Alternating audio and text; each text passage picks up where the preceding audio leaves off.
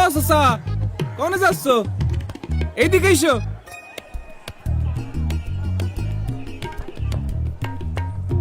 এইটা দেখে এম্বা করছো? না মানে দেখতে জানি কেমন লাগতেছে। আরে এটা তো বডিওল ক্যামেরা, তাই না কোন ভাই? বডিওল না, বডি ওর্ন ক্যামেরা। ওই একই কথা। তা এটা দিয়ে কি করে? আমি তোমারে বুঝাই, দাঁড়াও। এইটা দিয়ে ভোট কেন্দ্রে কিডা আসতেছে কিডা যাচ্ছে সব রেকর্ডিং হতে থাকবে।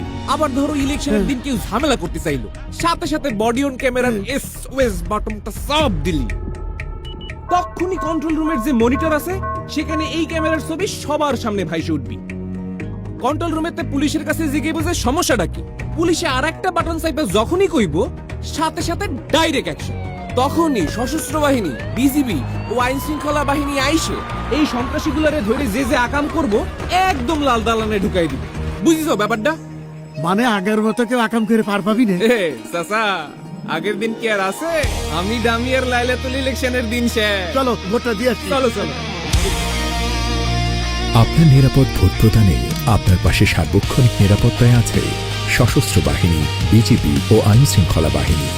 শান্তিপূর্ণ ও সুষ্ঠু ভোট প্রদানে পুলিশ বাহিনীর বডিওন ক্যামেরা ও ভোট কেন্দ্রের সিসিটিভি ক্যামেরায় সার্বক্ষণিক নজরদারিতে এবং নিরাপত্তার চাদরে বেষ্টিত থাকবে প্রত্যেকটি ভোট কেন্দ্র। সংসদ নির্বাচন আর গণভোট দুইটার ব্যালট পেপার কি এক লগে দিতেছেন?